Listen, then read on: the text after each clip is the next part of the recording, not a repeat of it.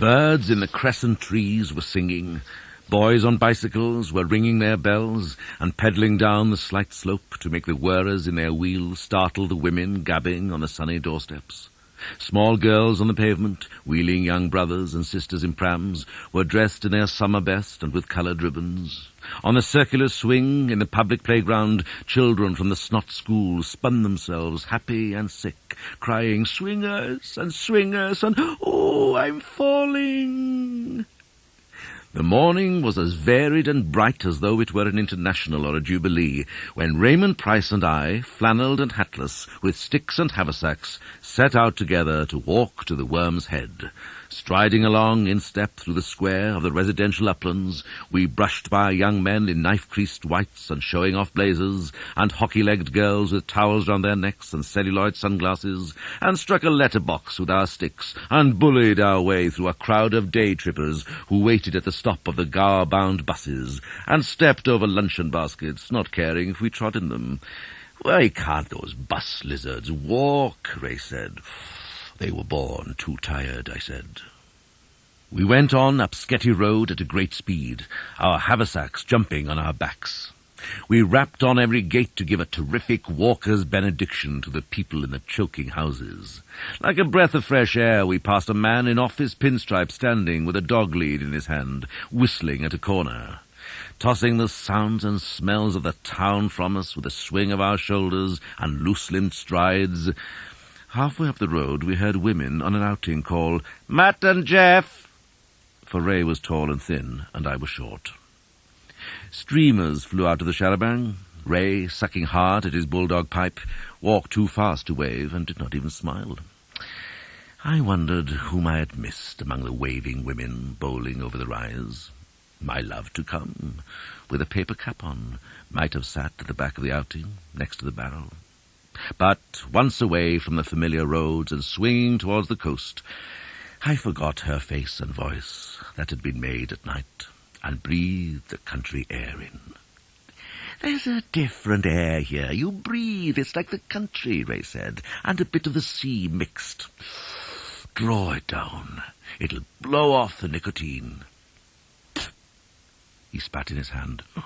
"Still town grey," he said.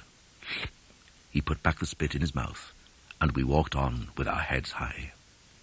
By this time we were 3 miles from the town, the semi-detached houses with a tin-roofed garage each, and a kennel in the back plot, and a mowed lawn, with sometimes a hanging coconut on a pole, or a bird bath, or a bush like a peacock, grew fewer when we reached the outskirts of the common. Ray stopped and sighed and said, "Wait half a sec. I want to fill the old pipe." He held a match to it, as though we were in a storm. Hot-faced and wet-browed, we grinned at each other. Already the day had brought us close as truants. We were running away, or walking with pride and mischief, arrogantly from the streets that owned us into the unpredictable country. I thought it was against our fate to stride in the sun without the shop windows dazzling or the music of mowers rising above the birds. A bird's dropping fell on a fence. It was one in the eye for the town. A sheep cried, "Baa," out of sight, and that would show the uplands. I did not know what it would show.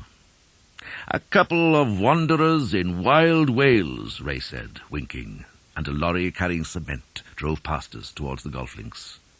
He slapped my haversack and straightened his shoulders. "Come on, let's be going."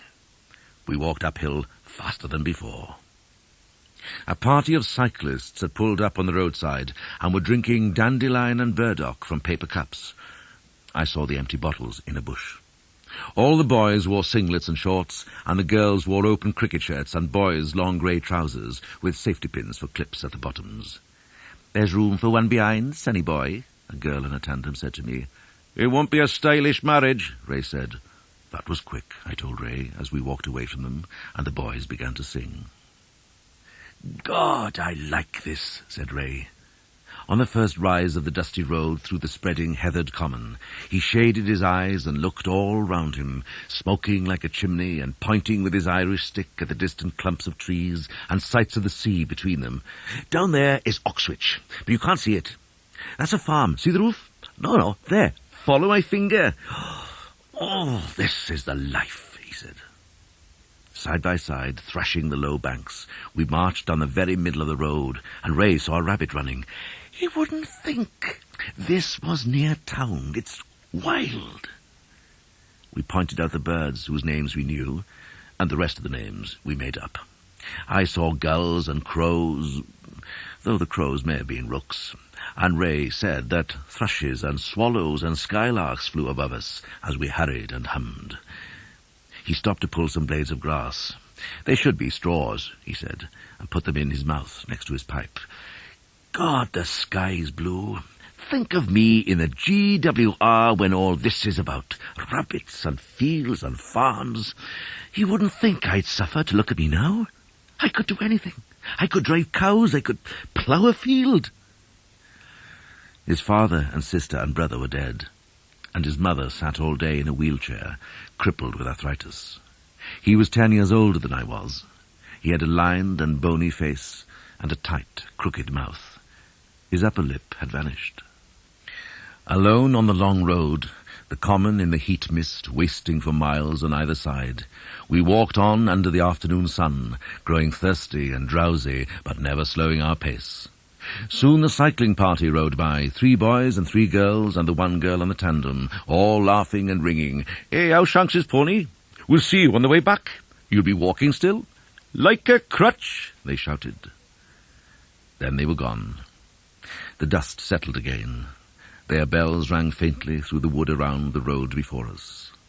The wild common, 6 miles and a bit from the town, lay back without a figure on it, and under the trees, smoking hard to keep the gnats away, we leant against a trunk and talked like men on the edge of an untrodden place who have not seen another man for years. "Do you remember Curly Parry?" I'd seen him only 2 days ago in the snooker room, but his dimpled face was fading, even as I thought of him, into the colours of our walk, the ash-white of the road, the common heathers, the green and blue of fields and fragmentary sea, and the memory of his silly voice was lost in the sounds of birds and unreasonably moving leaves in the lack of wind. "I wonder what he's doing now. He should get out more in the open air. He's a proper town boy. Look at us here." Ray waved his pipe at the trees and leafy sky. "I wouldn't change this for High Street."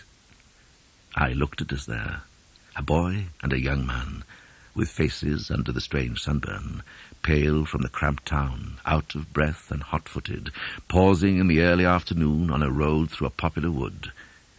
And I could see the unaccustomed happiness in Ray's eyes, and the impossible friendliness in mine. And Ray protested against his history each time he wondered or pointed in the country scene, and I had more love in me than I could ever want or use. "Yes, look at us here," I said, "dawdling about. Worm's Head is 12 miles off. Hey, don't you want to hear a tramcar, Ray? That's a wood pigeon, see? The boys are out on the streets with the sports special now. Paper, paper. I bet you Curl's potting the red. Come on, come on." "Aye's right," said Ray. "Aye's buggered. Remember that story?" Up the road and out of the wood, and a double-decker roared behind us. "The Rosilly bus is coming," I said. We both held up our sticks to stop it. "Why did you stop the bus?" Ray said, when we were sitting upstairs. "This was a walking holiday." "Well, you stopped it as well." We sat in front like 2 more drivers. "Can't you mind her ruts?" I said. "You're wobbling," said Ray. We opened our haversacks and shared the sandwiches and hard-boiled eggs and meat paste, and drank from the thermos in turns. "When we get home, don't say we took a bus," I said. "Pretend we walked all day. There goes Oxwich. Doesn't seem far, does it? We'd have had beards by now." The bus passed the cyclists crawling up a hill. "Like a tow along," I shouted, but they couldn't hear. The girl in the tandem was a long way behind the others. We sat with our lunch on our laps, forgetting to steer, letting the driver in his box beneath drive where and how he liked on the switchback road, and saw grey chapels and weather-worn angels. At the feet of the hills, farthest from the sea, pretty pink cottages. Horrible, I thought, to live in, for grass and trees would imprison me more securely than any jungle of packed and swarming streets and chimney-roosting roofs. and petrol pumps, and hayricks, and a man on a cart-horse standing stock-still in a ditch surrounded by flies. This is the way to see the country. The bus on a narrow hill sent 2 haversacked walkers bounding to the shelter of the hedge, where they stretched out their arms and drew their bellies in. That might have been you and me. We looked back happily at the men against the hedge. They climbed onto the road, slow as snails, continued walking, and grew smaller.